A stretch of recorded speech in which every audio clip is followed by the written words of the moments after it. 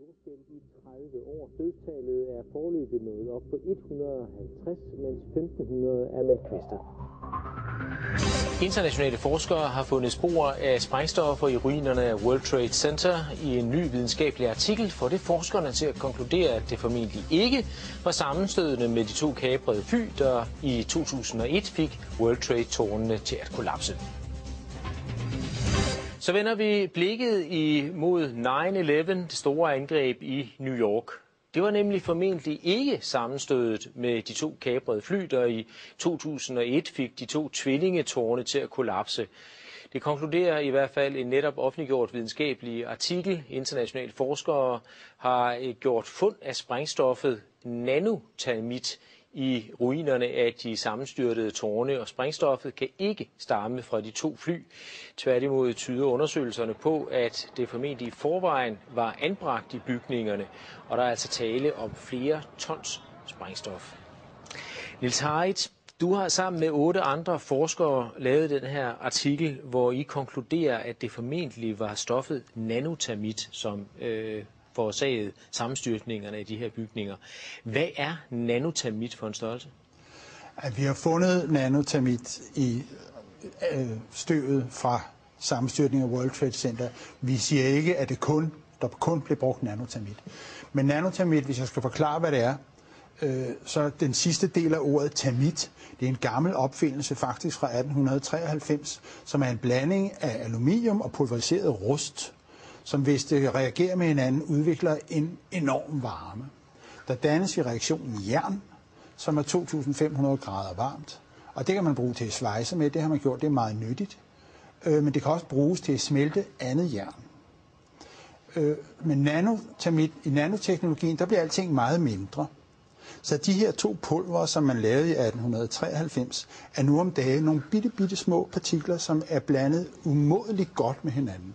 Og det betyder, at når de reagerer, så udvikles denne her enorme varme meget hurtigere. Og samtidig kan man tilsætte andre stoffer, således at nanotermitter både kan virke som noget, der giver en masse varme, men det kan også virke som et meget effektivt sprængstof. Faktisk er der mere energi i nanotermitter, end der er i almindelige sprængstof og dynamit. Og man kan også bruge det som raketsprængstof, så det kan bruges til det hele.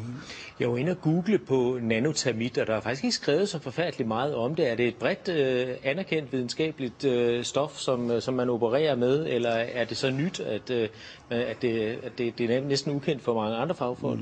Altså, det er en samlet betegnelse for en masse materialer, energetiske materialer, der har energi. Og hvis der ikke er så mange, der kender det, så skyldes det måske, at civile forskere, som jeg, ikke beskæftiger sig normalt med sprængstoffer til hverdag. Og med hensyn til mine kolleger inden for det militære forskningsapparat, så må du hellere spørge dem, fordi jeg ved jo ikke, hvor meget de er på forkant med nanoteknologi. Men altså, I har fundet det her stof i World Trade Center, og hvorfor mener I, at det har fået bygningerne til at kollapse? Ja, det er jo sprængstof, og hvorfor skulle det ellers være der? Men det er varmeudviklingen, I mener, der simpelthen har smeltet stålkonstruktionerne, som jo ellers skulle kunne holde bygningerne oppe, at det er i virkeligheden det, der har fået bygningerne til at kollapse som korthus? Ja, hvis jeg skal svare på det helt præcist, så ved vi det ikke endnu.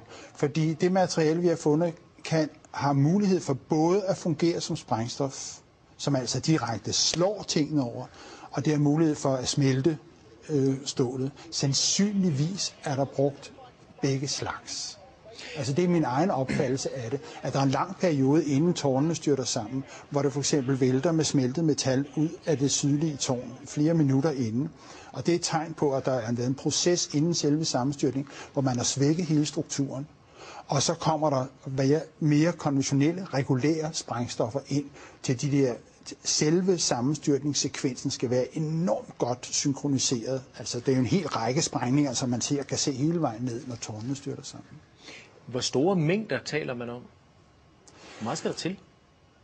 Det er meget, fordi der var 3 skyskraber. Skal vi lige få det ind? Der var 3 skyskraber, men der var 2 flyvemaskiner. Og vi har jo selvfølgelig en nogenlunde fornemmelse af, hvor meget støv, der er blevet dannet. Og det kan man se på alle mulige billeder. Der er enorme støvmængder, som der kom. Alt blev pulveriseret, undtagen af selve jernskelettet. Og vi ved nogenlunde, hvor meget rester vi har fundet af ureageret termit. Det er the loaded gun, det her. Det er ikke det, der er blevet brugt. Det er det, der på en eller anden grund ikke har reageret. Og så, vi snakker om tons, vi snakker om over 10 tons, måske 100 tons. 10 tons, 100 tons i 3 bygninger. Ja. Og vi taler altså ikke om materiale, som normalt indgår i bygninger af skyskrabere. Nej. Det er super avanceret materiale, det her. Men hvordan placerer man sådan noget i skyskrabere på alle etagerne? Altså hvordan man får det ind? Ja. På paller? Ja, det vil jeg da. Altså, hvis jeg skulle transportere diameter, ville jeg da køre det ind på paller. Fast en lastbil, og så køre det ind på paller. Hvorfor har man ikke opdaget det noget før? Eller før? Hvem skulle opdage det? Portneren for eksempel, altså at man kører rundt med 10-100 tons nanotermit, som man placerer på etagerne i store sække, eller jeg ved ikke, hvad man gør. Altså, det undrer mig bare, at man ikke har opdaget det. Jamen, det spørgsmål skal du jo som journalist stille til det firma, som stod for kontrollen, for sikkerhedskontrollen i World Trade Center. Men I er i hvert fald ikke i tvivl om, at materialet har været der. Ja, det er sådan videnskab. Du kan ikke rigtig snyde der, at vi har fundet det. Og det er ureageret termit. Hvilken modtagelse har jeres artikel fået rundt omkring i verden? Altså det er jo helt ny viden for mig også. Ja. Nu udkom den altså i fredags, så det kan vi ikke rigtig sige endnu. Men der er ikke så stor nyhedsværdi i det her, som du måske tror.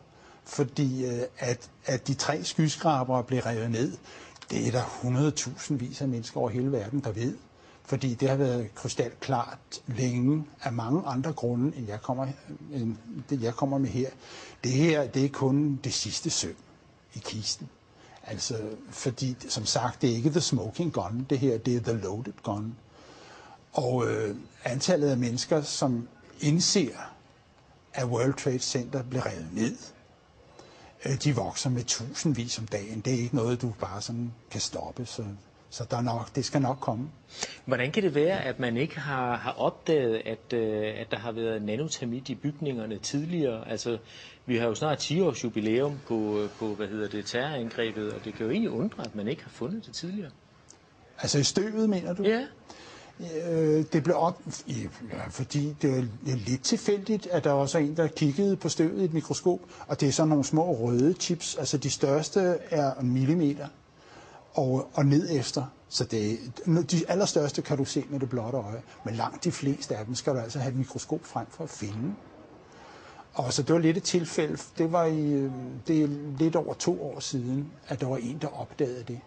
Og den videnskabelige artikel, som du refererer til her, og som udkom i fredags, den har været 1,5 år undervejs. Det er en meget omfattende artikel, det er meget grundigt arbejde, og det laver man ikke fra den ene dag til den anden. Men du har arbejdet i flere år, fordi det her, det har undret dig? Ja, over 2 år faktisk. Det var da jeg så bygning 7, som er den 3. skyskraber, styrte sammen. Da jeg så den første gang, fordi den styrtede ned 7 timer efter tårnene. Og der var altså kun 2 flyvemaskiner. Så når man ser sådan en bygning på 47 etager, 186 meter høj, styrte sammen på 6,5 sekunder, og man er naturvidenskabsmand, så tænker man, what? Og så skal man lige se det igen. Og så skulle jeg se det igen.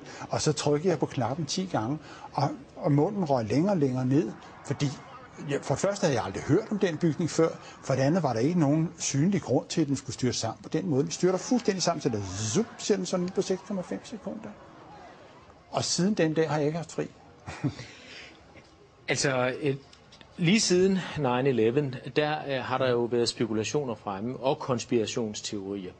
Og hvad vil du sige til de seere, som nu sidder og hører om jeres undersøgelse for første gang, og hører om jeres videnskabelige arbejde og siger, ja, vi har hørt det før, måske i anden indpakning. Folk har god fantasi, der er masser af konspirationsteorier. Hvad vil du sige til dem for at overbevise dem om, at det her, det er altså noget andet? For mig er der kun én konspirationsteori, som er værd at snakke om her. Og det er den med de 19 flykapere. Og der synes jeg, at de mennesker, som der så sidder, som kigger på det her, skal spørge sig selv, om hvilke beviser har vi egentlig set på den konspirationsteori, den officielle konspirationsteori. Har vi set nogle beviser? Hvis der er nogen, der har set dem, så vil jeg gerne høre om dem. Der er ikke nogen, der er anklaget.